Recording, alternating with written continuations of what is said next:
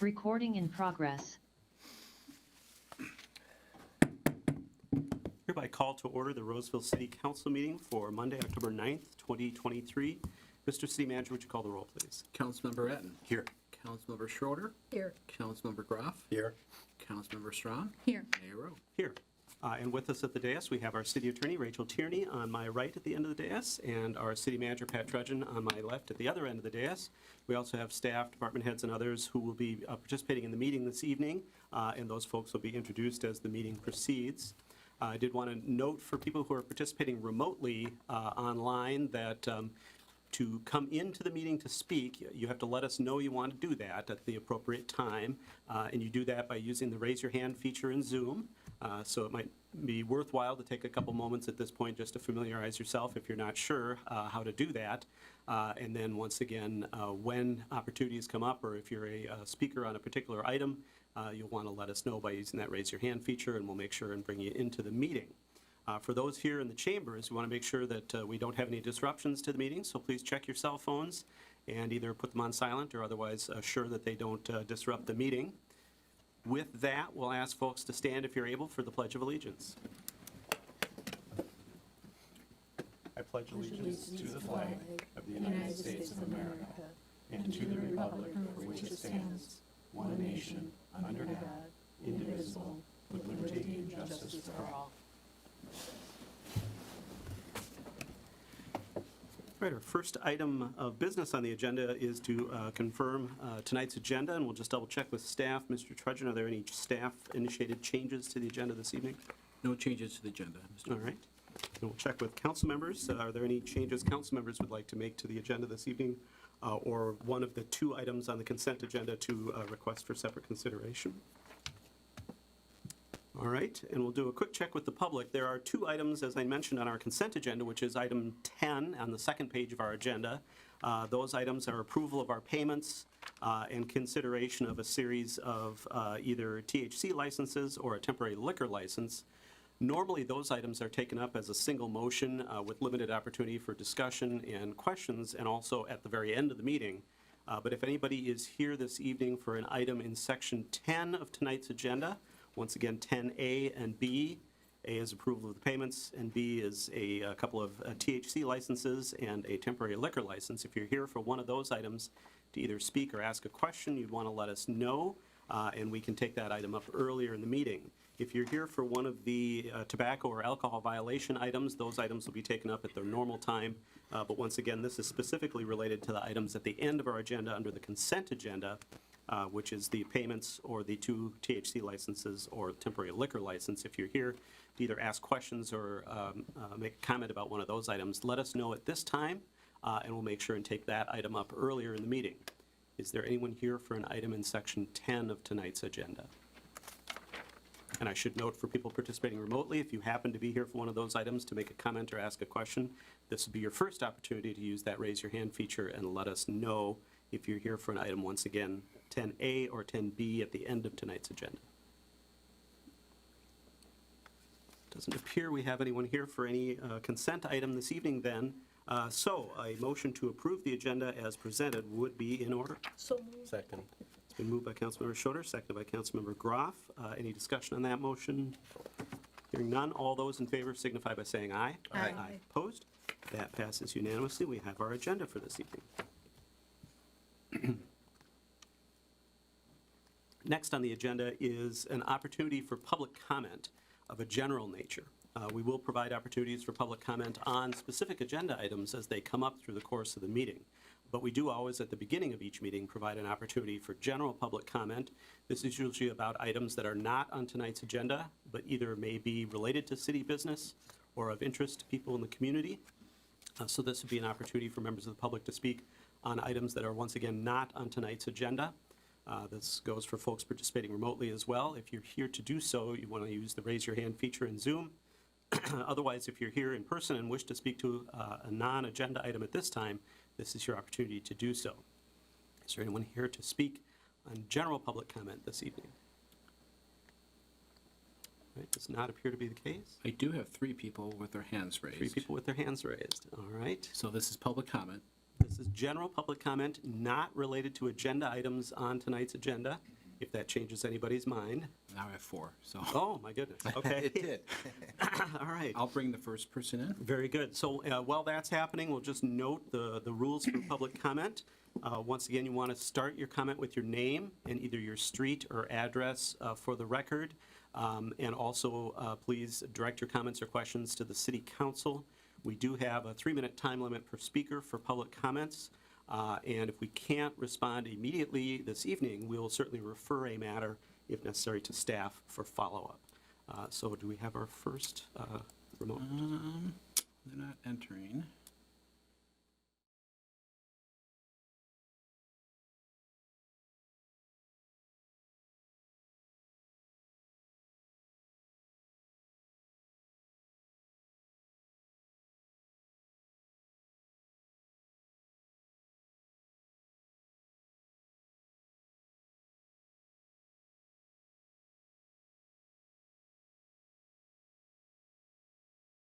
With that, then, I'm presuming we don't have additional online participants, Mr. Trudgeon? I believe we went through the ones. No new ones. no. Okay. And we don't have anybody in the chambers here, I don't believe, who had raised their hand earlier to speak in public comment. All right. Well, we'll close public comment then, and we'll move on with the business of the rest of our city council meeting. And once again, I do want to apologize for some of the inappropriate comments that were made earlier. We do want to try to provide an opportunity for people to exercise their freedom of speech, but at the same time, we do want to be respectful to people, and also we do want to try to keep things focused on local issues. With that, our first business item, or our first preview of business items, is a recognition and donation item in Section 5, Item 5A, which is to adopt a resolution accepting a gift, or a donation, I should say, from the Roseville Police Foundation. We have our Chief of Police, Erica Scheider, with us this evening to introduce this donation. Welcome, Chief. Good evening, Mayor and members of council. I'm here tonight to ask the council to adopt a resolution to accept a donation from our Roseville Police Foundation. The foundation has existed for a number of years, and they've helped us out with some really critical equipment, especially the things that we may not have budgeted for. A few years ago, they were able to support our canine, the purchase of 2 new canines when we had to have our canines retire early due to medical issues. We are looking to purchase a new covert camera. That is a camera that we have been using for a number of years. Unfortunately, our cameras reach their end of life and they're no longer able to be used just because of the evolving technology. Those covert cameras are really important when we're investigating things like human trafficking, auto thefts, illegal businesses, or illegal criminal activity at our businesses or at a residence. And so we are asking the council to approve that donation. It's roughly about $7,000 for one of these new cameras. We unfortunately did not have it in our budget, which is why we've gone to the foundation to make that request. All right, thank you, Chief. Are there any questions from the council members of staff on this item? All right. Is there anyone from the public who wishes to speak to this acceptance of the donation from the Roseville Police Foundation? All right. The requested action is to, by motion, approve the resolution accepting the donation. That is attachment 1 in the packet information. So moved. Second. All right, it's been moved by Councilmember Strawn, seconded by Councilmember Etten. Discussion on the motion. Councilmember Strawn is the maker. I just thank you for being innovative and creative and finding a way to make sure that we have this tool, which I'm sure keeps a lot of people safe on the police side as well as the civilian side. So thank you. All right, as the seconder, Councilmember Etten. Thank you to the Police Foundation for their excellent support of our department. All right, any other discussion on the motion? Not, we have the motion before us to adopt the resolution accepting that donation from the Roseville Police Foundation. All those in favor signify by saying aye. Aye. Opposed? That passes unanimously. That donation is accepted. Thanks again to the foundation, and thank you, Chief, for being here to introduce this evening. All right, that brings us to our business items. We've got a number of items this evening related to compliance check violations, and we'll take each item in turn as they're listed here in the packet information. The first item is item 7A, which is to consider the presumptive penalty for a tobacco compliance violation.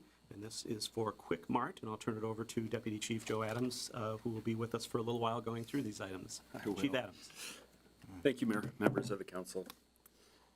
Each year, the police department conducts 2 alcohol and 2 tobacco compliance checks of all of our license holders. This year, the first round of checks were completed in August with a total of 2 tobacco failures and 8 alcohol compliance failures. For 2023, all businesses with city liquor or tobacco licenses were mailed a letter advising them the city would be conducting compliance checks. For alcohol, the letter also reminded them on the requirement that all employees undergo annual approved server training programs.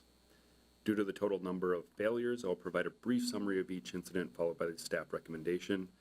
I do believe there are several representatives from different businesses here with us today. So as mentioned, Mayor, the first is going to be for Quick Mart on a tobacco compliance failure. On August 12th, an underage compliance checker went to Quick Mart to conduct a tobacco compliance check. While there, the compliance checker asked for his pack of cigarettes.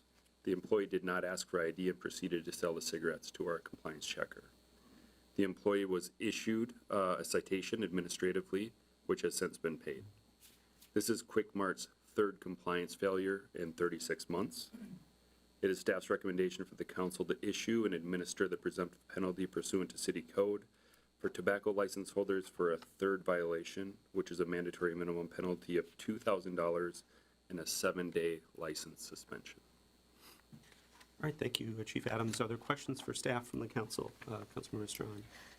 Chief Adams, can you just give us what happens next? If there's a 4th, what happens? Can you just reiterate for us what? Absolutely. Councilmember Strawn, the 4th violation within 36 months would be a license revocation Okay, on this business. thank you. All right, any other questions for staff? Right, is there a representative from Quick Mart here this evening who wishes to speak as to their violation? Feel free to come up and have a seat at the table and introduce yourself. Looks like we've got a couple of folks, so we may have to grab another chair. Or Chief, step aside for a moment.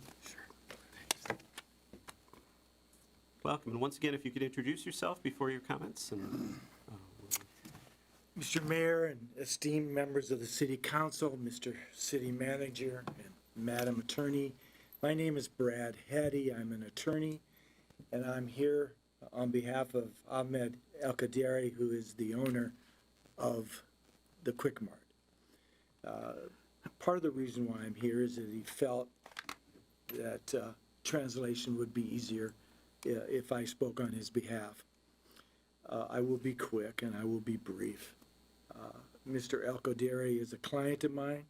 I've known him for a number of years.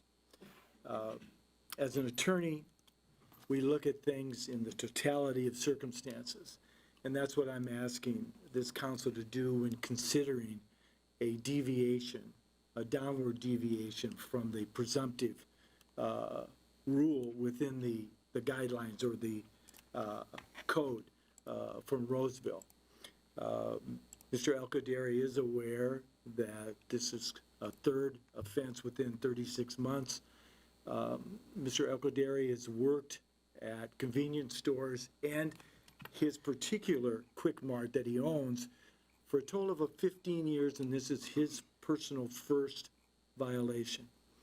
But more than that, the morning that this happened, he had received an emergency telephone call from the hospital where his wife was delivering a baby, and the child was under emergency medical care, and so his mind was another place. And he understands that he did not properly check the ID. So we're not here to make an excuse. We're here to talk about a reason and why we believe that there are mitigating circumstances. I have 2 letters from the Children's Hospital of Minnesota that detail the seriousness of the birth of his child and why his mind was someplace else other than at that moment selling a pack of cigarettes. Mr. El-Qaderi treats this very seriously. As I mentioned, this is his first offense. Mr. El-Qaderi also came in right away to pay this $250 fine. He was requested to take the course of stop sales to minors. He took that on September 27, 2023, and received the congratulations email that he had passed the course. Mr. El Kaderi is asking the members of this body to consider those circumstances as it makes a decision on those presumptive rules. He's asking that, that any suspension of time be reduced from the 7 days. In addition, he's also asking that a fine be reduced from $2,000 to something significantly less, because like all of us, money is very important to him. He also stands here tonight, either through me or by himself, willing to answer any questions by this council. Thank you. All right, thank you, Mr. Heddy. I appreciate that. Are there questions from the council for the representatives of Quick Mart this evening? Questions? All right. Maybe stand ready in the audience if something does come up, but we appreciate you speaking on behalf of Thank your you. And clients. if the council wishes, I can hand them the letters I from the would say you hospital. can certainly provide that to Mr. Trudgeon, and we'll make sure that becomes part of the official record of Thank you. this item. All right. And we'll ask if there's anyone from the public who wishes to speak as to this particular requested imposition of the mandatory minimum. If you can, maybe feel free to step off to the side of the table here so that we can continue. I don't mean to rush you. Is there anyone from the public who wishes to speak as to this requested imposition of the presumptive penalty on this item? All right, seeing no one from the public who wishes to speak, we'll go to council consideration of the request to impose the presumptive penalty. Councilmember Atten. May I ask the police department a question? Yes. Was this same owner in charge of this establishment when the previous 2 violations happened? That licensure question, I know we looked into it for the second violation to make sure that it was still the same owner at that time. I'm assuming it is, but I cannot answer that confidently. But I do believe that when we have the continued violations, it is for the same ownership. And I believe that's in our own ordinance that we don't count Roll it. violations of previous Okay. owners. All right, thank you. So hopefully our process has worked in that regard this evening. Other questions or perhaps a motion from the council? Oh, I was going to ask Deputy Chief if, what is the, and I hope you remember it because I don't, if it was their second violation, what would the fine and the suspension be? Or you've got it to refer to? Fortunately, I brought the fee schedule with me today, highlighted even. Good planning. So for tobacco, the second violation was also a $2,000 fine, but a 3-day suspension. Okay. As opposed to the 7-day. I just wanted to see the relative difference between them. Thank you. All right. Council members, Councilmember Strong. I'd like to move to impose the presumptive penalty as noted of $2,000 with a 7-day suspension. All right, is there a second? All right, Councilmember Groff, seconds. Once again, that's a motion to impose the presumptive penalty as requested. Discussion of the motion, Councilmember Strawn is the maker of the motion. I'm sorry for your child. I'm sorry that things are at that point for you, and we've all had that type of thing happen for sure. But every person in this room wants us to reduce their fee, and if we didn't adhere to the presumptive penalties as indicated, then it's however much you ask and beg us to. We don't want to be in that position. We want to have you understand what the penalties are and the seriousness of the situation, and that you take it serious, because if it's a possibility that you can have it reduced because you have all the right words, then I feel like it weakens our ability to do the job and protect our officers who are out on the field making these decisions. So I think that I'm sorry for the troubles, but we all have many things happening, and that does not negate the 2 prior situations. And so I do think we need to be consistent in this situation as well. All right, as the seconder of the motion, Councilmember Groff, discussion on the motion. Well, I would just like to comment, these are serious allegations, serious issues we've got going on. This is a health issue. We've discussed this as a council for many years. We don't take these penalties lightly. We've discussed how to do this and how to stop having alcohol and cigarettes sold to minors. So this is why these are in place, and that's why this is happening. If it wasn't something to get your attention, they'd be sold even more. So everyone has to be very careful when you're selling alcohol or cigarettes. You need to look at that license carefully. It's very obviously stated on the license that it's not, that they're a minor. So that's why I'm seconding it. All right, any other discussion on the motion? I just would add to what Councilmember Groff said, or reiterate that certainly it is the protection of the health of the public. Our concern is that when we happen to have somebody sell to a underage person during these compliance checks, that gives us some concern that those sales are happening when there's not a compliance check involved. And that is not something that is good for the health of the young people in our community, especially when it comes to tobacco products. And so that's why I'm supportive of the motion as stated, to impose the particular penalty as it's outlined. And I would note that I think we're going to be taking, as we get to the point of license renewal, these types of instances will be something that can be considered by the council, and I'm not saying we're going to do that. Certainly we will give people due process if that were the desire of the council. But I think it does, repeat violations in a short period of time does give the council pause in terms of how we deal with license renewals. So I'll just note that without saying specifically that we're not going to renew a license, because I don't know what will ultimately happen in that regard. But it is something we do take into account when those license renewals come up. With that, we've got the motion before us. This is once again to impose the presumptive penalty as requested. All those in favor signify by saying aye. Aye. Opposed? That passes unanimously, and that penalty will be imposed. And I do want to say we do appreciate people being here this evening to make their case. It's not that we don't want to hear that. We just want to make sure that we are doing right by the community. With that, we have our second case, and that is another tobacco compliance violation. This is for Noble Tobacco. Mr. Deputy Chief. On August 12th, an underage compliance checker went to Noble Tobacco to conduct a tobacco compliance check. While there, the compliance checker asked for a pack of cigarettes. The employee did not ask for ID and proceeded to sell the cigarettes to our checker. The employee was issued a citation and has since paid the administrative fine. This is Noble Tobacco's second compliance failure in 36 months. It is staff's recommendation for council to issue and administer the presumptive penalty pursuant to City Code for tobacco license holders for a second violation, which is a mandatory minimum penalty of $2,000 and a 3-day tobacco license suspension. All right, thank you. Are there questions on this particular case from council to staff? All right, do we have a representative of Noble Tobacco with us this evening who wishes to speak to their case? Feel free to come up and have a seat, and once again, if you could introduce yourself, feel free, come on up.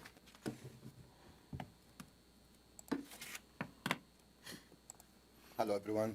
Hello, welcome. My name is Ahmad. I'm a new manager in Noble Tobacco, maybe 1 year ago. It's actually, law is a law, I know. It's happened. But I'm a manager. I'm leave the store with my friend because I have an emergency with my daughter. She had a flat tire in the highway. And we have a problem with the employer. I don't have employer. I'm a manager. I'm working every day over there because we have an issue with this situation. I need you to give me you forgive me this time, because I know it's happened. I'm a manager almost 1 year, but this is the first time happened to me. All right. Thank you for being here this evening and asking for what you're asking for, and we'll take that into consideration. Please, I'm asking if you give me forgive me for the 3 days business license and to $2,000. All right. We'll take that into account. Thank you so much. Is there anyone from the public who wishes to speak to this requested presumptive penalty? You can feel free to have a seat. Thank you. Anyone from the public who wishes to speak in this particular case? All right, we'll close the opportunity for public comment and we'll move to council consideration. Does council have any follow-up questions for staff or the representative of Noble Tobacco? Otherwise, a motion related to the requested presumptive penalty would be in order. Councilmember Atten? I have a question again. Yeah. Do we know if this employee was an employee or just a friend standing in the store? It's the understanding that it was a friend, not an employee. Okay, thank you. Do we have a motion from the council? I would move to do the presented penalty as stated. Second. All right, it's moved by Councilmember Schroeder, seconded by Councilmember Atten to authorize the presumptive penalty, which is once again the 3-day suspension and $2,000 fine. As the maker of the motion, Councilmember Schroeder. I think it's the same comments that I would echo that were from the previous violation, that we take it very seriously, and it's for the health of the public that we need to enforce it. All right, as the seconder, Councilmember Atten. Nothing more. Thank you. Okay. Additional discussion on the motion. And I would just note, sometimes the decision has to be made that if you don't have somebody who can identify people as to whether they're old enough to purchase the products, perhaps the decision needs to be not to stay open if you have to leave the business. That's the facts of the matter, I guess you might say, that the hard truth there. So it's a little bit of an expensive lesson to learn, and we certainly understand there are financial impacts to businesses for these suspensions and fines. But at the same time, once again, the purpose is to reinforce the understanding that sales to minors is a serious consideration, and we want to make sure that thought process is constantly there. Councilmember Brown. And just one other thing, when you do get those letters from the city, as you know, since you're here, they are serious, and we will be out twice each year to check. That's why we send those letters out, to remind you as small business owners that this will be happening. The other thing is that when you leave a store in the hands of a friend, that friend has not had the training to identify those licenses. So really think about that carefully. You should not be leaving it with someone who has not had the training to identify underage. And we're assuming that that's the case. I mean, it may have been an individual who does have the training, but at the same time, if you're at all not sure, you want to err on the side of not ending up in a situation where you're selling your products to minors. All right, we've got the motion before us. If there's no further discussion, once again, this is a motion to authorize issuance of the presumptive penalty in this case. All those in favor signify by saying aye. Aye. Opposed? That passes unanimously. That penalty is authorized. The third case is an alcohol compliance violation for Applebee's. Chief Adams. On August 12th, an underage compliance checker went to Applebee's to conduct a compliance check. While there, the compliance checker ordered an alcoholic beverage. The employee then checked the underage ID and proceeded to provide alcohol to the checker. The server was issued a citation and has since paid the administrative fine. Applebee's has provided the necessary training documentation to PD staff. This is Applebee's first violation within 36 months. It is staff's recommendation for the council to issue and administer the presumptive penalty pursuant to city code for on-sale license holders for a first violation, which is a mandatory minimum penalty of $2,000 and a 1-day liquor license suspension. Thank you, Chief. Are there questions for staff on this particular case? All right. Do we have a representative of Applebee's with us this evening who wishes to speak? And once again, feel free to introduce yourself as you begin your comments. Hi, Council. My name is Dallas Ward. I'm the general manager of the location here in Roseville. I just wanted to come before you and let you know that we do take this very seriously. Our staff does have mandatory training when they're hired, and then yearly we have it updated for them as well. This is our first violation, and I'm, obviously I would like to have some kind of break, but I'm not asking for that. I just wanted to be here to present myself to see if you had any questions for myself or how Applebee's does their training. Once again, I do take it seriously. We did have to let this team member go, at the moment of the compliance check once he failed. I just, like I said, I wanted to be here to make sure I could represent Applebee's if there was any questions from the council. All right, thank you, Mr. Ward. Are there questions from the council for the representative of Applebee's? No. Thank you for being here this evening, and as was noted in the presentation by the Deputy Chief, we do appreciate the fact that you are doing the training. Yes.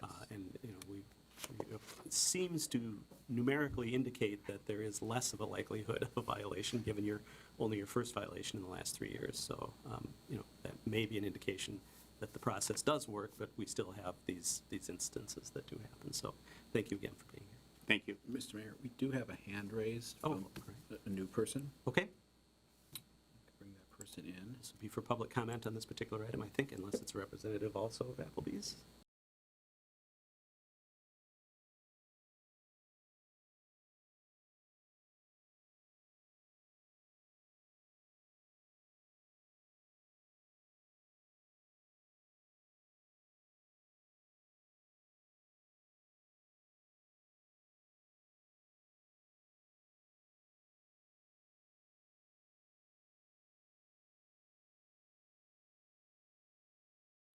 Seeing none, thank you again for being here, Mr. Ward. We have the requested presumptive penalty before us.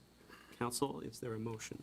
So moved. Second. All right, it's been moved by Councilmember Groff, seconded by Councilmember Etten, to issue the presumptive penalty, which is once again for a first violation in 3 months, 36 months, $2,000 fine, and a 1-day suspension. Discussion of the motion is the maker of the motion, Councilmember Groff. I want to thank Applebee's for continuing their education process. And your first violation in 36 months doesn't mean that you are doing some things right. But we as a community have to be very diligent. But I do appreciate you being here and speaking to us tonight. Any other discussion on the motion? Councilmember Etten is the No, second. thank you. We therefore have the motion before us to issue the presumptive penalty to Applebee's as outlined. All those in favor signify by saying aye. Aye. Opposed? That passes unanimously. That penalty is authorized. That brings us then to our fourth case this evening, which is a alcohol compliance check for Chili's. And I'll turn it over once again to Deputy Chief Adams. Thank you, Mayor. On August 12th, an underage compliance checker went to Chili's to conduct a compliance check.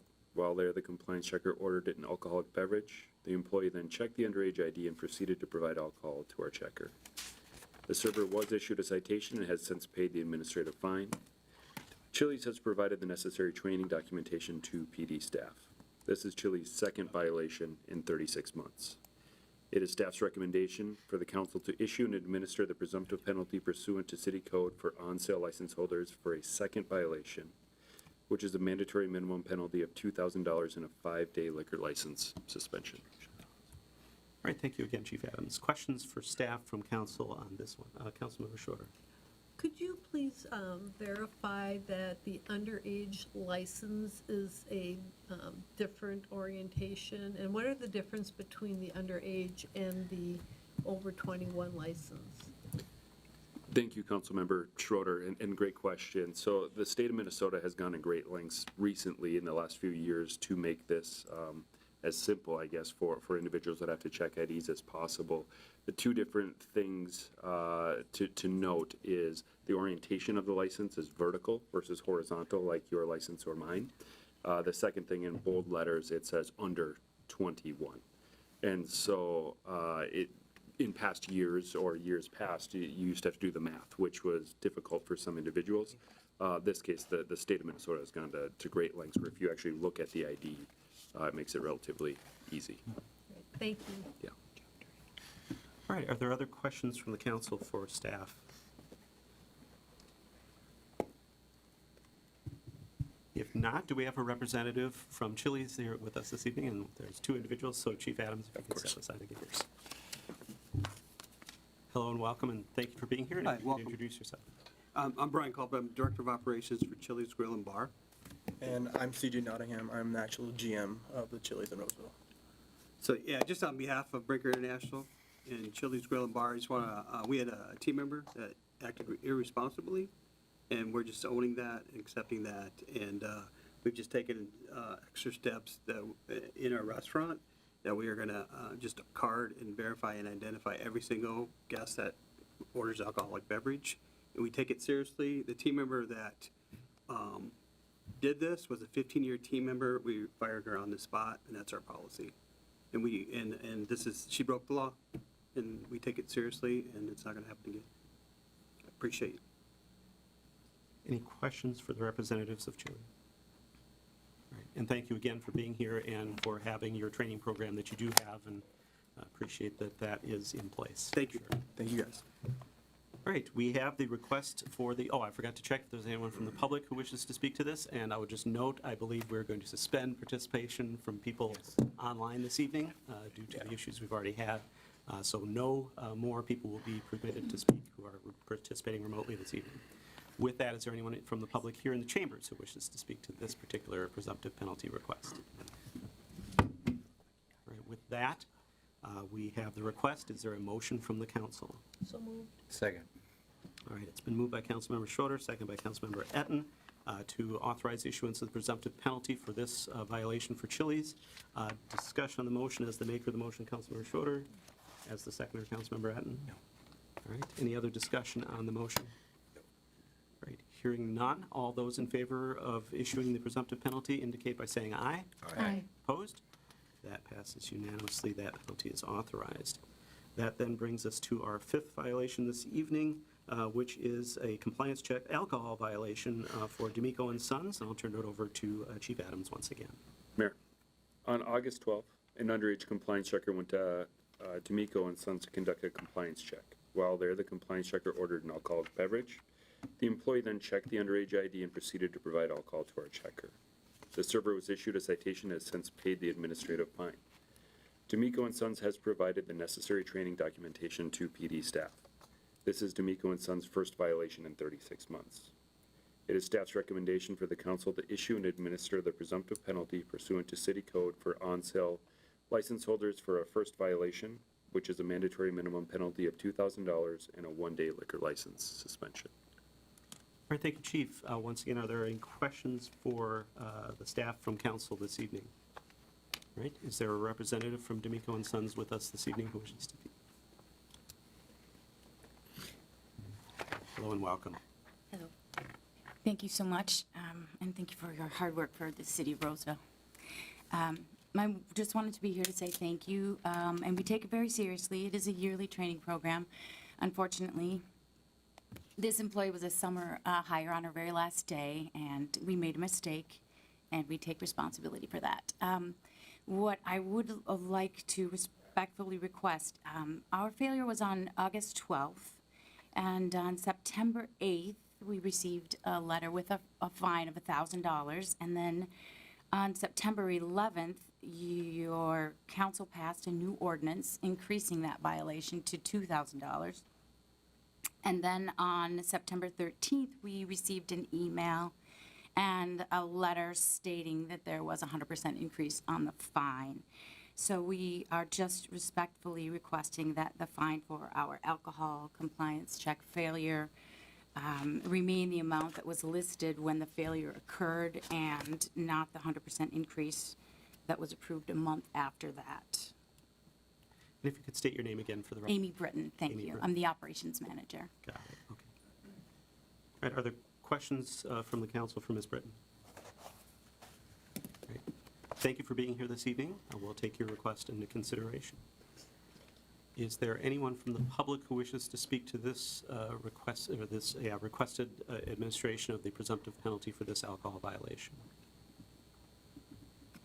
Seeing no one, I just do want to check with our city attorney if there's any concern related to the fact that we changed our penalty between when the violation occurred and when this case is before us. Mayor, council members, I'm trying to pull up my code just to make sure. This question obviously came up before, and we discussed it, and the, I'll have this up in a minute, but your code is silent on what happens if there is a change and when that change becomes effective, as far as if it's effective, if the penalties are effective based on when the violation occurred, or if the penalties are effective when the penalty is imposed. And so it's up to the council. It's a policy decision of whether you want to apply those penalties based on when the offense occurred or based on when the penalty is imposed. Thank you. And do you have any, how should I say this, any indication of practices in other cases that might guide us in this particular instance? Well, what might guide you in this particular instance is that under state law, usually there's a delay in when the penalties become effective. It's rare that a penalty is effective upon enactment, but that's how cities operate. I've never actually had a situation like this occur representing a city before, but state law does have that delay in implementation, so that avoids this issue. Thank you for that.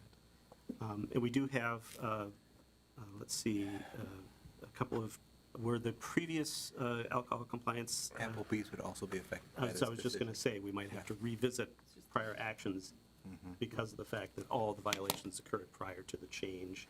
And this is specifically the change to the penalty for the on-sale establishments, if I remember correctly.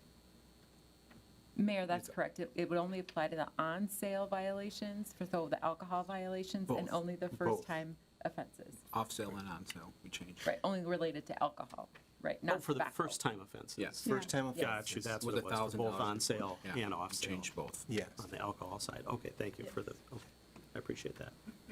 All right, so we have the question before the council, I guess, as to how we want to proceed on this. Councilmember Atten? I think it is reasonable to suggest that we would use our previous amount, even though I was the one who suggested increasing the amount. I think it is a little tough to pass that later. It wasn't in light of those things, but rather ongoing issues we had. But I would be in favor of $1,000 instead of the $2,000 for these first-time violations. So using the code as it was in August 2023, and then we need to go back and revisit the Applebee's piece. There is a process for that. Yes. So we'll do that. We haven't done that very often. We have so. this matter before us, and who better than the person who requested the increase to speak to this particular case and this particular request this evening. Councilmember Schroeder.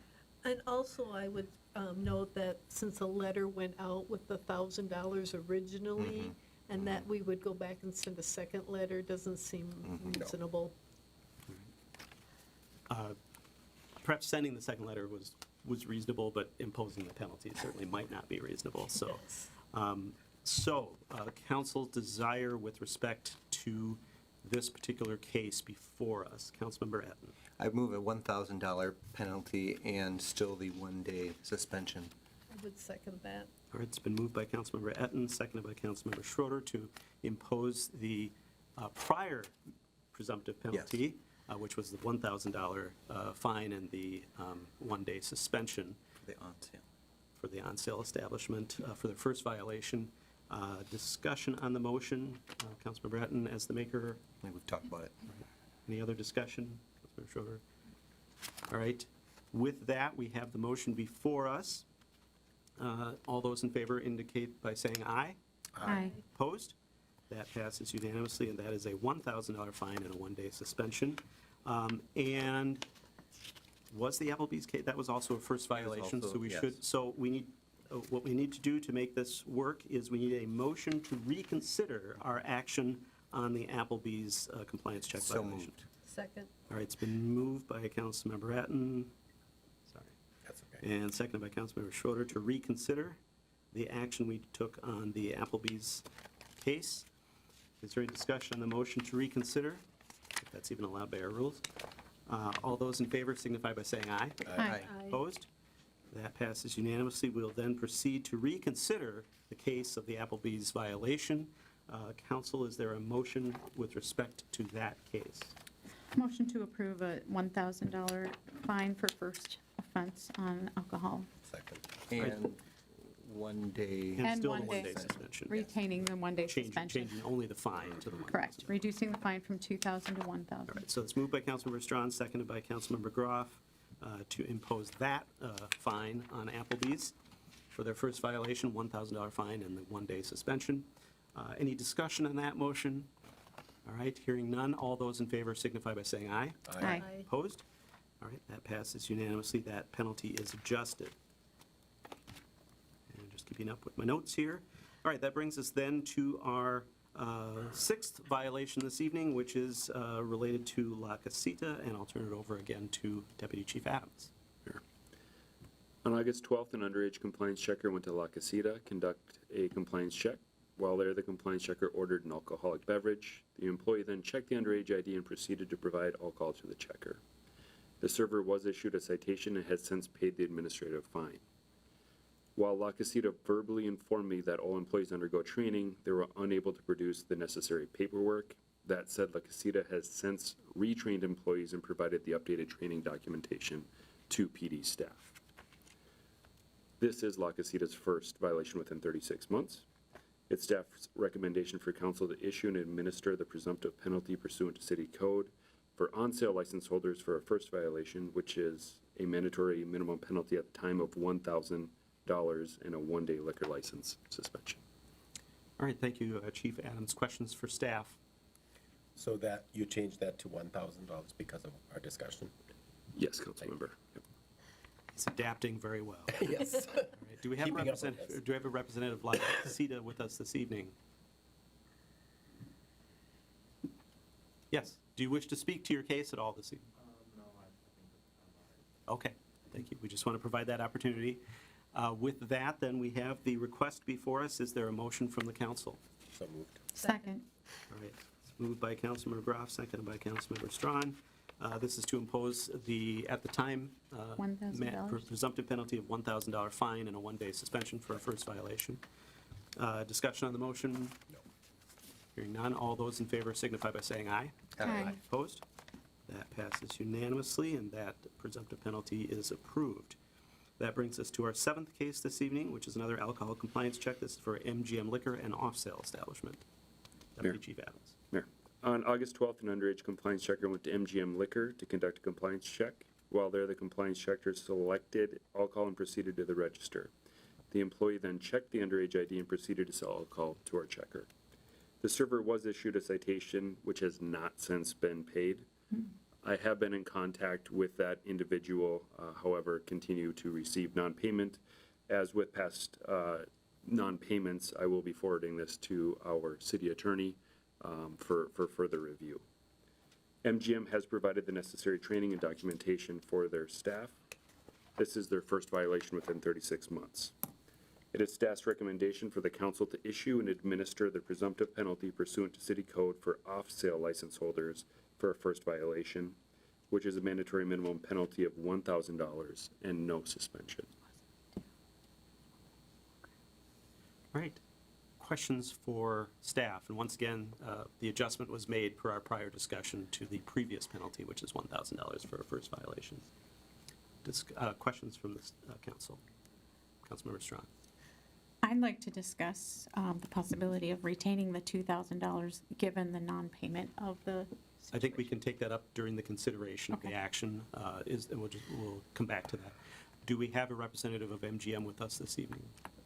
Oh, I'm sorry, question for staff. Do you know if that person who got the citation is still working there? They are not. Okay. I've spoken with them on the telephone, and they no longer work there. Thank you. And once again, do we have a representative of MGM with us this evening who wishes to speak to their case? All right. Does not appear to be the case. Council, we've got the request from the staff for the imposition of the $1,000 presumptive penalty for a first violation for an off-sale establishment with no suspension. Is there a motion from the council? So moved. Second. All right, it's been moved by Councilmember Schroeder, seconded by Councilmember Groff to impose the $1,000 presumptive penalty and no suspension, as was outlined in the code at the time of the violation and the notice to the particular license holder. Discussion on that motion. Councilmember Schroeder is the maker of the motion. Yes, and I think this follows our guidelines on what our policy is, and I think we should stick to it. I'd like to make a motion to amend to put the presumptive penalty to $2,000 given non-payment. Right, is there a second for that motion? Not hearing a second, I would rule that the motion fails for lack of a second. We have the original motion before us, therefore, to impose the $1,000 fine and no suspension, as is the presumptive penalty for a first violation for an off-sale establishment. Further discussion on the motion. I did jump in with, before I gave you a chance, Councilmember Groff as the seconder, if you wish to speak to it. Well, I just think because of consistency with the dates and the time that this was done, I think we have to stay with that. And I think we should pursue the citation in our normal manner, which would go through the attorney, and then we would proceed that way. All right. Any other discussion on the motion? And I would just add, just along those lines, I think it's a little bit of a challenge for us to institute a penalty on the establishment, which is what this is, in relation to non-payment of a fine by an individual that's been cited. I'm a little concerned to do that, and that's why I'm not supportive of the motion to amend to adjust upward.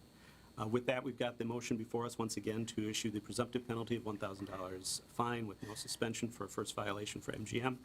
All those in favor signify by saying aye. Aye. Opposed? That passes unanimously. That penalty is authorized.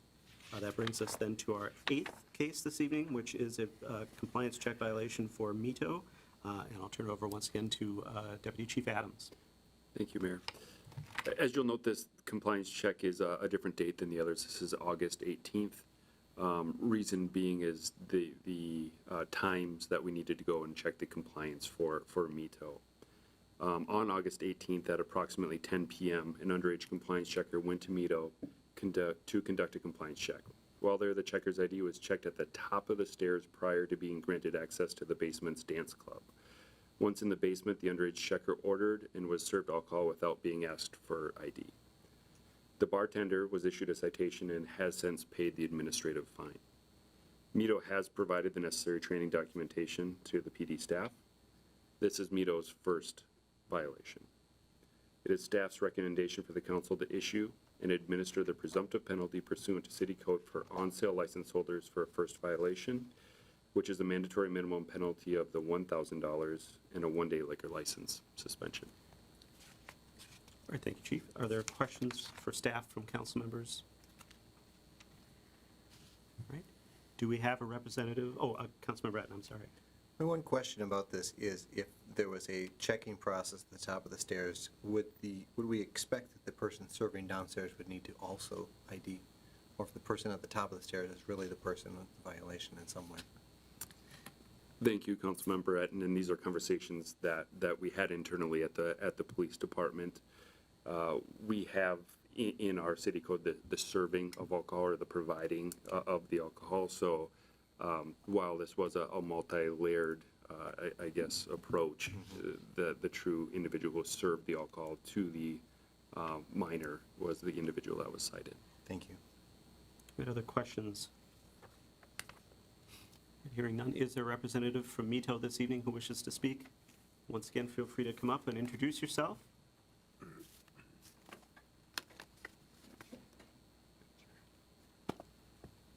Thank you. Hello and welcome. Good evening. Good evening. By way of introduction, my name is Ronald Walsh, counsel for Mito. We have Mr. Jonathan Soto present, Mr. Aniele Pedras. Yes. Are here to answer questions and I guess make their presentation to you that we are here to say we're sorry. We are here to take responsibility. We'd like to at least advise the council of some steps we've taken to make sure that this does not happen again. You also took the wind out of my sails with a very persuasive argument to go back to the $1,000 fine. We love doing that. So that'll keep us a little more on track here. As the officer mentioned, the fine has been paid, the citation by the server. That person has been terminated, is no longer with our organization. My client has retrained people. I think it may have, I don't know if it was a requirement, but they did it anyways. We have made a significant investment in purchasing scanners. So that should take a lot of the guesswork out of it, notwithstanding the vertical ID and the dates and so forth. But we want to offer that up and make sure the council knows that that's how serious we take this, and we don't want to ever be here again. What we would want to ask for is, it is a first-time offense, and we appreciate the sticking to the $1,000, but we would ask for either suspension of the 1 day or at least some grace on the day that's going to be selected for that, so it's not a weekend date. As we all know, that is a busy time for us. We know we can't pick the date, but we would like to at least ask for that consideration in light of the significant investment. Mr. Soto can tell you exactly how much money he has already incurred to invest in this technology. So, with that, Mr. Soto, would you like to address the council? Would you like any other? Yes, well, I'm here to obviously take responsibility of these. I do want to say that with me, we create 127 new jobs, so it's a big team, and it's really hard to, the 6 months and then any new business is the hardest part. So with this new technology, it allows to even keep record of the people who visit me too. Mhm. And I know they had mentioned if the person on top of the stairs checking the ID, was gonna get the fine or not, but that person has also been, terminated and we're no longer working with them. I overlooked that. I think we've terminated the entire security staff and have brought a whole new team in It's a private for company. this. We also have the new, Security in the back. He's got a nice smile. So at the end of the day, you definitely got their attention. They were striving to comply in the first place. We apologize for being here. Well, we'll take that hit if we can at least have a little grace on the additional financial aspect of the closure. We're not asking to not be closed. We get it. But whatever sting you could take out of it, if you have to suspend it or hang something over their head for future enforcement, we're certainly amenable to that. But I don't know how many different ways we can say we're sorry, and we're going to make sure we don't come back again. I also wanted to mention, it is a little bit off topic, but the phone calls that you guys got, with the inappropriate comments, I know we have been getting a lot of noise complaints, and we feel that those phone calls that you guys, got here could be related to the noise complaints that we have been getting. In relation to that, anytime we get a complaint, we get a fine of $250. So what happens if phone calls like that, keep making complaints? If we get so many of them accumulated, what happens at that point? If it's just people that, there's not really a reason behind it, they're just making these complaints. And it is off topic a little bit, but I did want to respond to that. Anytime there's a complaint, especially a noise complaint, that is investigated by our police or the appropriate authorities at the city. And so we wouldn't necessarily, penalize anybody for a noise complaint if it's investigated and found to be unjustified. And so that's the situation. It certainly can be the case that even, one individual can be unhappy with the business for any number of reasons and decide to essentially harass somebody with complaints. And I think that we will certainly try to take into account those types of circumstances in terms of how we impose our penalties, because we're certainly not here in the business to unjustly penalize our businesses.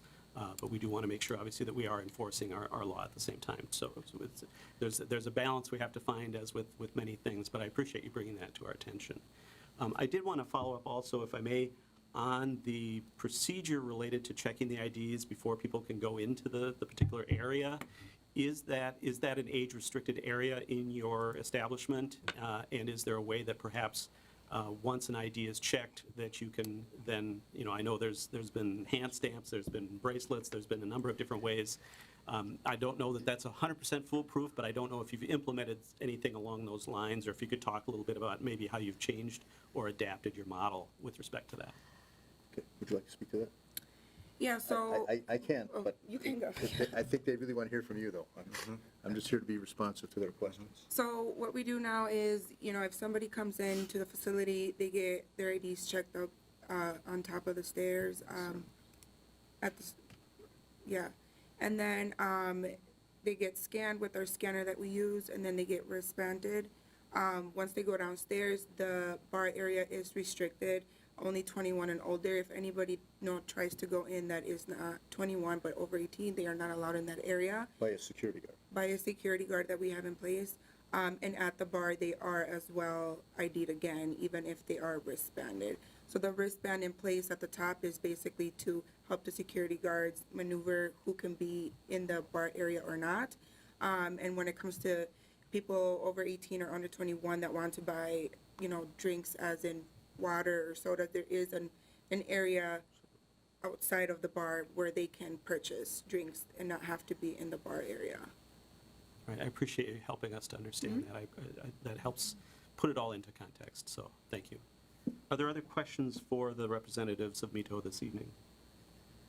All right, thank you again for being here. We appreciate that. And then I do want to add also, when somebody that is 21 and wants to buy an alcoholic beverage, we do limit them to only one, just to not, have them get two and be out there with two drinks. So we do limit every person purchasing a drink to only do one beverage at a time. Thank you. And they are also instructed, if they see somebody with a drink that doesn't have a band on them, they are to be escorted from the premises, Correct. in case somebody does take one out. Sort of hand it off to somebody else. Exactly. So we're trying to, it's a belt and suspenders approach, but it's got to be done. There's a lot of people coming in there, and those are the marching orders to the new security team. All right, thank So- you.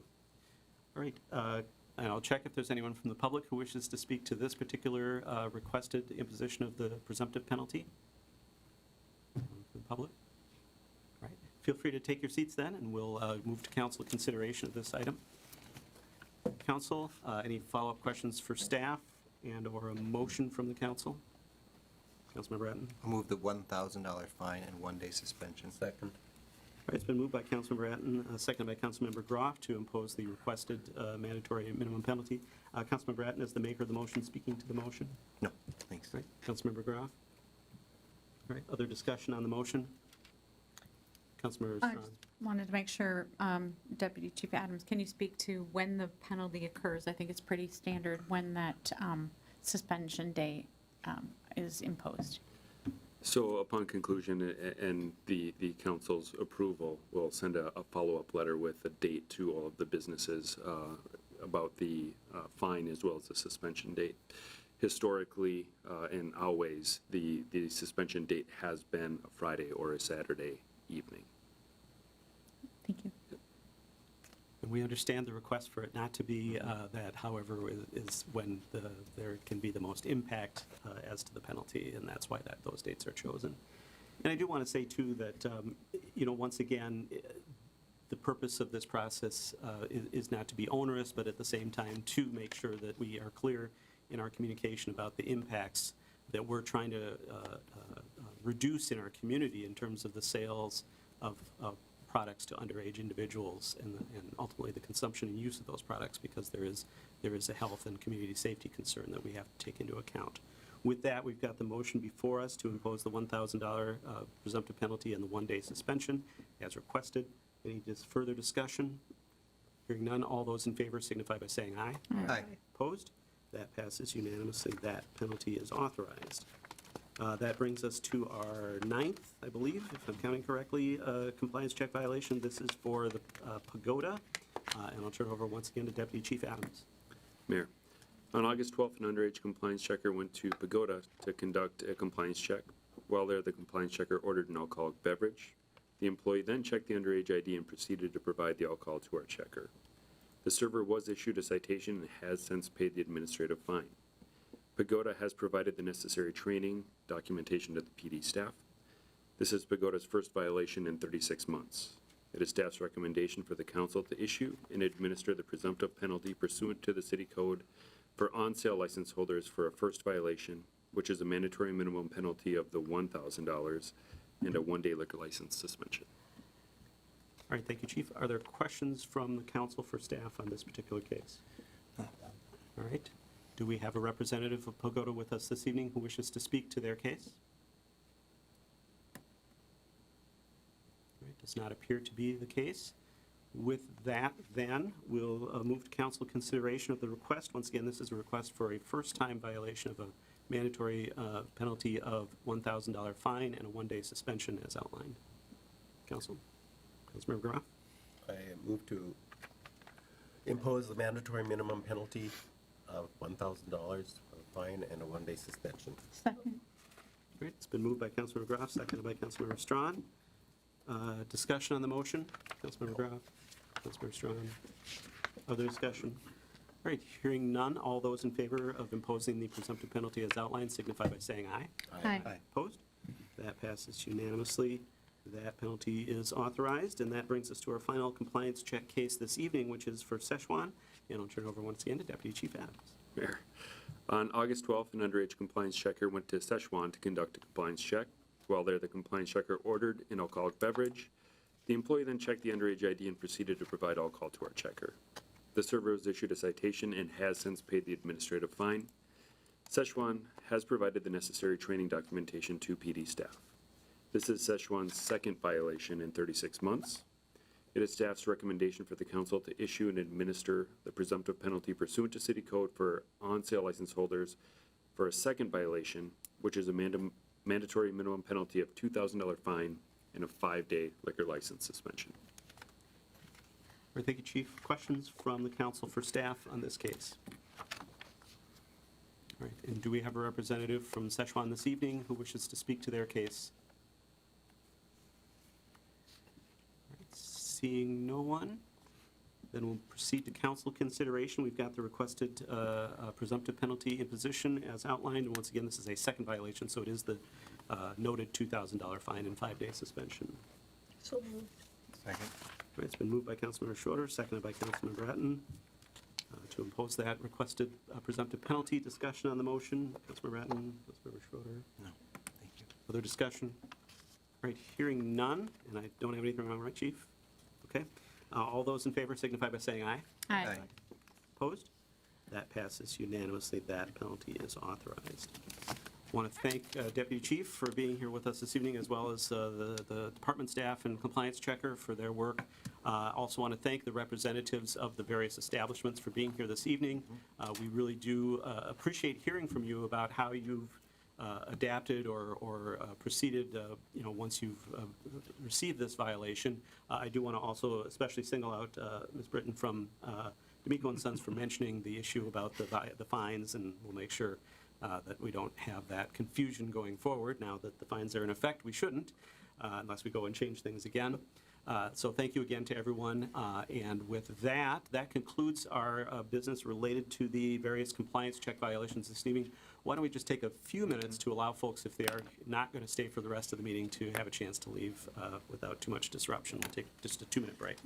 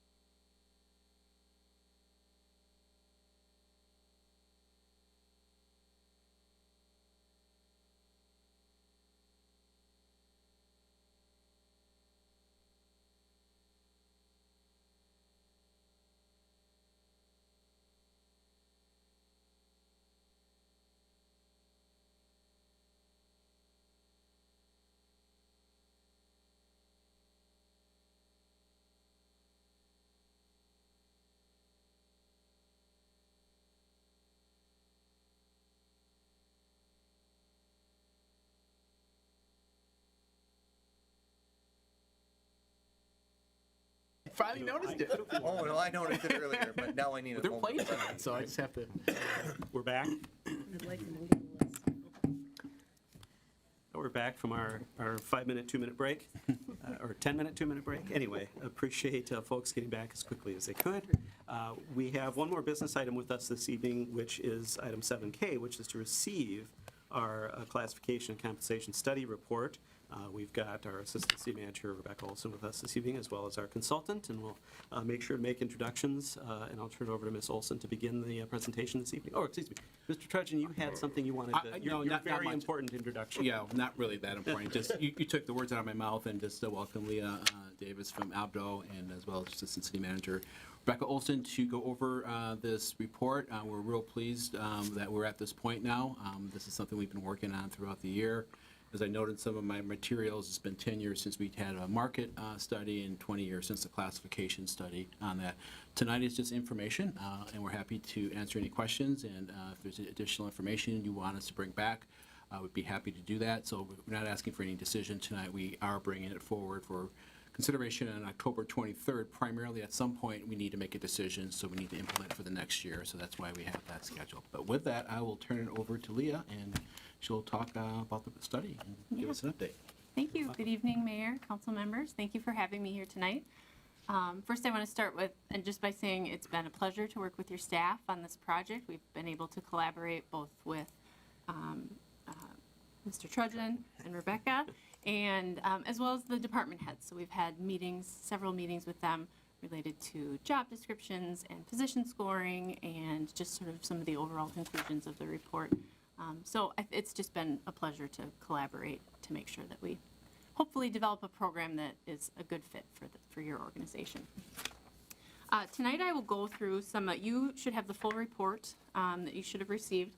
I will go through just some high-level points in the slide tonight, but feel free to interrupt. I'm happy to answer any question at any time, so don't feel like you need to save your questions until the end. All right. So again, it can be helpful to just kind of briefly talk about all of the different phases included in the study.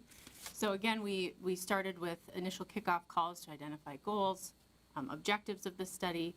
I was here to meet with the council early on to talk about overall compensation philosophy and get some consensus on who is your comparable market group.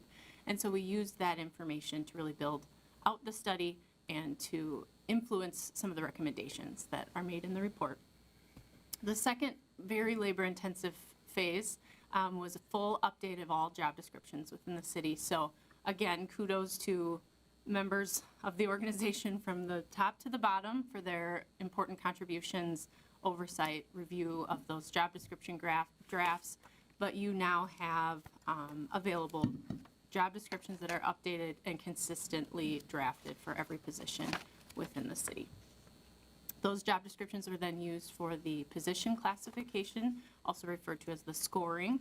And so that scoring was done for each position using the Abdo scoring methodology, which really measures a lot of the same things that all scoring methodologies measure. Things like overall impact on the organization, level of independent decision-making, complexity of problem solving, direct budgetary oversight, as well as required knowledge, skills, experience for positions.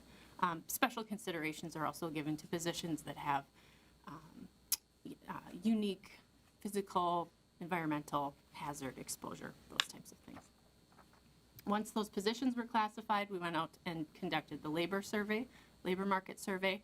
This year, in lieu of the League of Minnesota Cities salary survey, which was not available for 2023 while they switched providers, we did direct surveys to all of the cities on the comparable list, and then Pat and Rebecca helped us really track down those cities that we struggled to get responses from. So I believe all but one submitted data. Once that data was made available, we compiled all of the position data, and we were really looking at average minimum pay for each position as well as average maximum pay. So not just taking a single median or average and sort of artificially building out a range for each position. We looked at 2 data points for every single position in the city.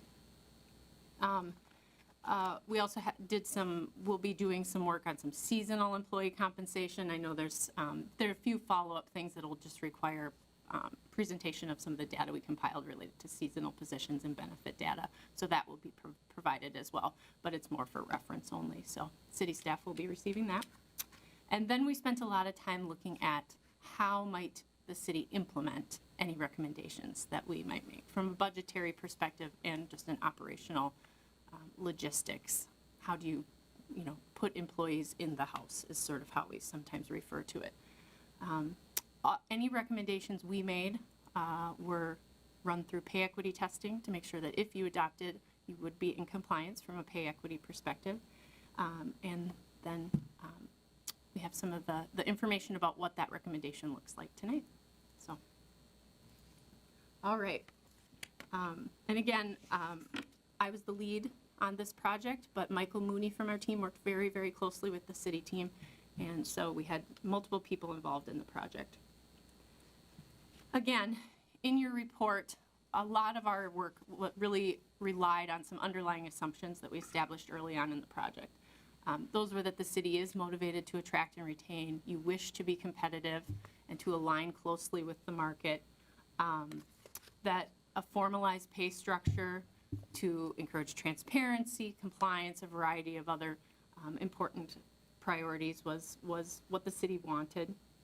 And also that whether it was in the job descriptions and or the position scoring and compensation, there was a desire to make sure that employee potential, not just sort of on paper experience or education requirements, that we wanted to make sure to recognize potential for success in a position as not only sort of a degree requirement, for example.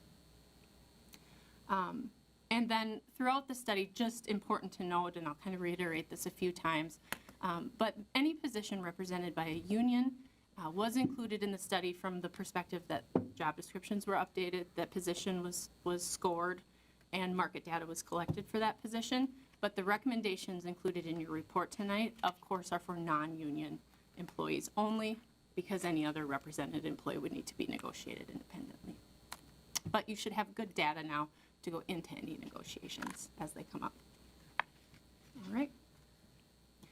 As far as process and methodology, again, 90, if not 100% of our data was pulled from direct surveys from cities. So they were provided a list of the positions we wanted to have data on, and the cities made their own matches based on what they knew about the positions, and then we did any cleanup based on the data provided back from the other cities. We were matching similar job titles based on our in-depth knowledge of the city of Roseville job descriptions. There were situations where, because we knew those positions so intimately, there might be positions in Roseville that maybe do a little bit of two different roles, and so blending did happen. If a certain city had two separate individuals or separate positions, we were making those accommodations in the job matches to try to capture that as much as possible. And again, we were looking for an average range, not just the average pay for each position. So overall, when you look through the report, again, I think how we landed on those comparable municipalities is important. Again, we focused on population, proximity to the Minneapolis-St. Paul metro area, what city operational departments each of those other organizations represented was important. And then we didn't actually end up using much private sector data. I know that was something we talked about, but we got really good data for the most part back from the organizations that we surveyed. So other important, again, criteria that we considered, that the council considered and agreed upon, related to budget, population demographics, retail volume, those types of things.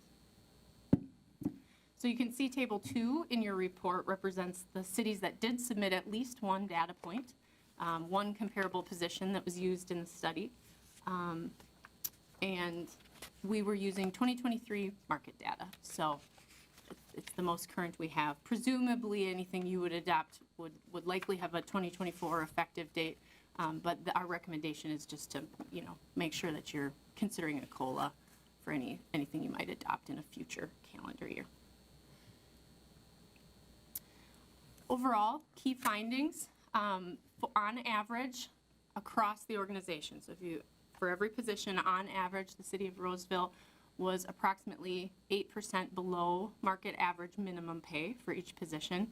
And I'll say this too, because that is an average, individual positions vary, right? So you may have some that are closer to market, you may have some that are even a little above market, you may have some that are more than 8% on the average minimum pay, but across the organization, it was 8%. And again, these are for non-union positions. We're talking about non-union positions here. On the maximum side, the top end side of pay, current pay ranges within the city were 10.3% below market average maximum pay. And again, that is an individual. That's on individual positions vary. It is important when we look at those averages, though, to just consider that the market data may be telling us that those positions are being paid under market. It may also be telling us in some cases that the position in Roseville is a little different from some of the comparables that we looked at. So really if you're seeing large variances in certain positions, that we're kind of taking a look at that position in a broader context of maybe that's an acceptable variance based on what you know about the position in Roseville. So just keeping that in mind, whether it's over or under the market. And then again, the variances identified in the analysis and the council's sort of direction on overall compensation philosophy, that goal of aligning with the market, that was what was used in the compensation recommendations in terms of structure that we'll be talking about. Any questions about methodology and findings before I move on to recommendations? I have a question. Yeah. Councilmember Schroeder. When you brought it up, it's the wage and benefits. What have you found about the benefits side of things? Yes. So benefits are trickier to roll up into sort of the wage amount, right? Because it can be difficult to quantify. Even health insurance, there's a cost for health insurance, but the value of the plan varies so much. Premiums in an organization your size are really based on underwriting and claims history anyway. So we'll be providing, how many plans are offered, what is sort of that co-insurance share, how much of the premium are the other cities paying, what types of plans are they offering. We took a look at paid time off and holiday pay. Those were things that the city was interested in looking at. So that will be summarized in more of a matrix style deliverable. Well, yes, the total cost can be different, but what we have employees pay, like the percentage or the co-pays or some of those can be very comparable. Yeah, not the total cost to the city. So when would we have that information available? By the end of the week, we'll have that all summarized. We've had the data, it's just pulling it all together. Okay. Yep. Thank you. Yep. Thank you. Okay. All right. So, I got my slides out of order here. So the structure that we're proposing for the step and grade, which is sort of how we refer to that structure, compensation structure, utilizes a total of 7 steps, which aligns with your current non-union structure. Those seven steps allow an employee to achieve maximum pay within 5 years. So step 1 is that sort of starting step. They're eligible for step 2 upon 6 months of service, eligible for step 3 upon 12 months of service, and then eligible for a step every 12 months thereafter. So potentially achieving maximum pay within 5 years. This is competitive within the market, and I think probably, we took a look at, is that the right number of steps? Does that make sense? And I think from both a recruiting and retention perspective, that seems to really be working and is competitive with what we've seen elsewhere. So we did elect to sort of stick with that. There are 31 grade levels. We did add a few additional grade levels to try to ease up some grade compression in sort of the middle of the point range. So it gives a little more space between grades as you're adding new positions and positions are changing. Again, those 7 steps would be intended to be used as the standard compensation scale using your current step award process, which is primarily length of service and acceptable performance. If adopted based on 2023 data, adoption of the proposed scale would align the city within 0.2% of market averages for minimum pay, and again, the same for maximum pay. So it's a very close alignment to market averages for each position. There is a 5% adjustment between grades. So for example, if an employee was at step 1, grade 3, there's a 5% difference between that and step 1, grade 4. So same step, different grades, 5% difference. And within a grade, the difference from step to step is 3.5%. So any step advancement would be equivalent to a 3.5% increase in pay. And from step 1 to step 7, for all grades within the proposed range, within the proposed scale, there's a range of just under 23% from start step to top step. Questions on the, and you have, that's a lot of words, but step 3 in your report shows you sort of the mechanics. Just a question on the percentages between the steps. So because the first step is your higher step, second is your 6-month, and the third is your 12-month, there are, in that first year, you're seeing a fairly substantial step up, if you will, to use the word step one more time. And that's, I'm assuming, fairly commonplace as we look at other comparable cities or other entities and systems. Yeah, I would say candidly, what's happening in a lot of cities that don't have accelerated steps in that first 12 months is they're just hiring people above step 1. Okay. So I think your current structure allows you to potentially get them in the door at step 1 and maintain the starting step 1 because they have an opportunity to advance more quickly than in other cities. So it's probably a recruiting. And it's what you've been doing, and I think it's probably a nice advantage to continue that. Yep. So I'm just curious then, once they hit step 7, then the only thing available is a COLA thereafter. Okay. How does this compare? I guess we didn't look outside or anywhere else. I just, on the regular, outside marketplace, I just didn't know. I'm not sure I've seen too many places that have a significant change in that first year, but then often there's not a cap on where they can go at the end. Yeah, the structure of the pay scale is very different than the private sector, and some of that is a necessary evil due to pay equity compliance requirements. So making sure that, employees, whether they're in a male class or a female class, that relative to their position score are being paid equitably, sort of puts in place the requirement for this type of formal structure in order to stay in compliance and to be able to anticipate that you will stay in compliance as you move forward. So I do agree with you. It does feel very different than the private sector, but it is the status quo in the public sector to maintain, especially in an organization your size. Any sort of variance by position tends to just cause compliance issues on the pay equity side. And again, I think the difference in the public sector in terms of advancement through the scale is just that they're negotiating different starting pay in a way that's different than it's done in the public sector, right? So, in a private setting, you can negotiate whatever pay can get someone in the door. In the public sector, sticking to the structure is often important for consistency. So I do think sticking with your sort of first year advancement opportunities is probably a nice recruiting tool for you. Other question? All right. Okay, thank you.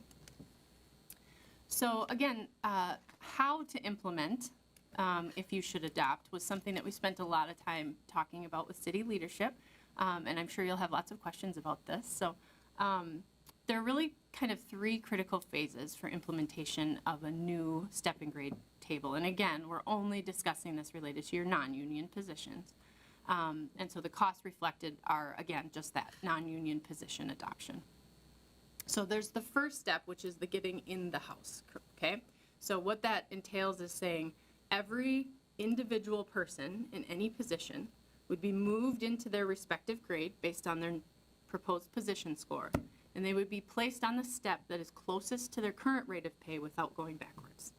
So some employees may today be on a step 4, and the closest rate of pay on the new scale may be a step 2 because the scale, the min and max, have moved up.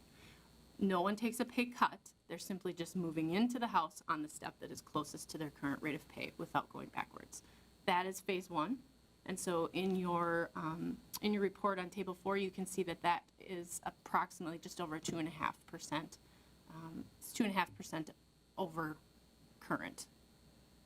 That's the impact there, both in dollars and percent. The second phase involves consideration. We can kind of get into this. We tried to lay this out as well as we could in the report, but it is a little nuanced. But the second step involves then applying, so employees are in the house, applying a cost of living to the approved table, because should you adopt, we need to assume that all other cities are applying a cost of living adjustment, most likely for 2024, so you'd want to sort of keep up right away there. And then there are some more senior tenured positions that if they had sort of slid back in that scale more than, say, 2 steps, for example, so if they were at a step 7 and maybe now they're at a step 4, we're trying to recognize tenure by doing some market position realignment. So they're not coming in at the same pay as much less tenured employees. But again, we were only, the recommendation was to sort of really look at those very seasoned, long-standing employees. So the cost of living and that market position adjustment represents about 5.01% increase. And then step 3 represents what you can anticipate based on anniversary date for any employees who would be eligible for a length of service step adjustment in 2024. So we didn't want to overlook that cost as well. And just if you could clarify on the second step, I believe in the report it talks about that the COLA portion of that is approximately something like 240,000, and then the balance of the 420 is the other piece of it, the market position portion. Correct. Okay. Yep. Thank you. And just on the first step, the notion of people might slot in at a slightly lower step than they're currently at in our current system, it seems like a benefit of that to individuals maybe that they have a few more steps to get up to, as opposed to being closer to the top step already in the current system. So that may be, while it might be perceived as a quote-unquote downgrade, even though they're not taking a pay cut, we're not making that part of the implementation. Going to a lower step ultimately has the benefit of sort of having a few more steps in the process. Right. A couple more anyway. Yes, So, there's more top-end opportunity for advancement. right. Correct. Okay. Thank you. Other questions? Didn't mean to. All right. Thank you. All right. Any additional questions? Oh, there we go. Other questions from the council? I just was quick with my questions. All right, Councilmember. I just had a question for Ms. Olson. I just asked one of them of City Manager Trudgeon. So the number of non-seasonal, because that is kind of its own beast, and non-police, which is its own, how many, openings, and he indicated that he could just recall like 2. So I'm just wondering if you're seeing a change in the market with, as there's more layoffs in the market, are you seeing stronger interest in some of your non-seasonal, non-police roles? Councilmember Strawn, what we have been seeing is that all positions are difficult to recruit. So whenever one does open, people are moving from public to private, also from public to public agencies. Our turnover rate is about just under 10%, which is higher than it has been over the last 4 years or whatever. We had a high turnover rate the previous year in 2022, I believe it was. But we are seeing a lot of job postings that we make, and that they are staying open longer, and that it is fewer candidates and fewer applications. And so I don't know if that answered your question, but. Okay, thank you. Other questions? Councilmember Grau? Just on the change of the level, you were saying if they moved down, their pay would stay the same. I think the public would want to know why they are being moved down, if you could explain that more clearly. Oh, just to clarify. It has to do with the job, but I mean, I think an explanation would be helpful. And you're talking about the step that they're placed on? Okay. Yeah, no, that's a really great question. So again, no one's moving down in pay. So everyone will receive some increase in pay to move into the proposed plan. Some people might receive 25 cents an hour, another position might receive $1 an hour. It really just depends on how far away their current rate of pay is from the proposed table. But what can change or appear to be going down is their placement within the established range. So you may have an employee that's placed on step 6 today, but because we were playing some catch-up to more closely align your range with the market, the range moved more than their position necessarily. So they may have been on a step 6 in your current plan, and now maybe with an increase in pay, placed on a step 4, for example. And that is person by person, and we have done all of that analysis with city leadership. So they have by individual what adoption would look like per person. So it's not a decrease in pay, but it is a change in their market position within their range. And it's not a change in their job, really. No. Their job is the same, but the metric that's being used will be being changed, so that's what makes that. The step that they are on and how many steps they have before they reach the max may change. Thanks. If I can follow up on that too, I think one of the considerations also just relates to implementation costs, because we conceivably could, by choice, put people on their current same step number across the system.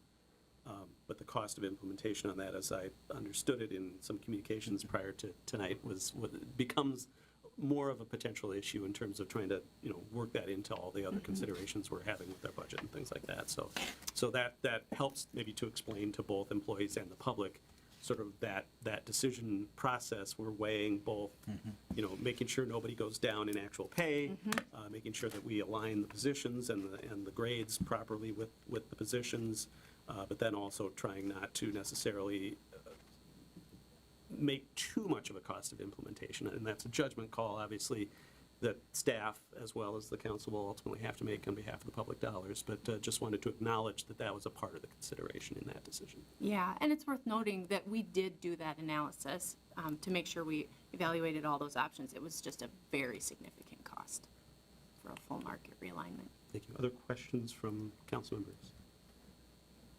No. All right. Councilmember Strong? Nope. Oh, sorry, I thought that was No, a hand up. sorry. All right, no, that's all right. With that, well, we appreciate the information. We'll be taking a look at it and looking forward to the benefit side of it as we get that. Yeah. And as Mr. Trudgeon mentioned, we'll be having this for council consideration and action then on our October 22nd, or 23rd meeting. Oh, goodness. Get the month wrong and the date wrong. October 23rd. You got it, yes. All right. And beyond the benefit information, which we'll provide, is there any other information that you would like to see as part of that consideration? If you don't think of anything right now, let me know. Be happy to provide. All right. Thank you again to the consultant, Ms. Davis and Yeah. Mr. Mooney, and everybody else that helped at your end, and we appreciate the process we've gone through. I think it's a pretty public and outward-facing process that we've done, and sounds like something we needed to have done for some time. So we're glad we've gotten through it, and hopefully we can get through an implementation as the next steps here. Thank you very much. All right, with that, then, we're complete with our business items this evening. That brings us to approval of city council minutes. We have minutes from our September 18th council meeting. We have minutes from our September 18th Economic Development Authority meeting. And we have minutes from our September 25th council meeting. Before us this evening, the council has had a chance to look at those and provide feedback to staff. We've got the updated drafts presented to us as a council. Are there any needed changes or corrections in the council's review of those minutes? Otherwise, a motion to approve one or all would be in order. I move to approve all. Second. All right. It's been moved by Councilmember Schroeder, seconded by Councilmember Etten to approve all three sets of minutes. Once again, September 18th council on EDA and September 25th council as presented. Any discussion on the motion? Hearing none. All those in favor signify by saying aye. Aye. Opposed? That passes unanimously. Those minutes are approved. That then brings us to the consideration of our two consent items this evening. Mr. Trudgeon, would you give us a brief description of those two items? Yes, thank you, Mr. Mayor. Very short consent agenda. The first item is approving payments in the amount of $1,977,552.49. Item 10B approves one temporary liquor license to New Life Presbyterian Church for an event to be held on October 28th, and two THC retail licenses, one for Crave Restaurant and the other one for High Pines Brewing Company. And that is the consent agenda. All right, thank you, Mr. Trudgeon. Is there a motion to approve those consent items? So moved. Second. It's been moved by Councilmember Groff, second by Councilmember Strawn. Discussion on the motion? Hearing none, all those in favor signify by saying aye.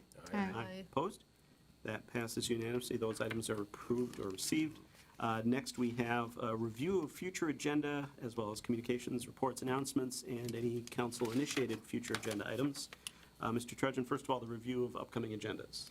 Yes, thank you. Our next meeting is next Monday, the 16th. We did some juggling due to things being ready or not, so we have a fairly light work session agenda, although some good topics.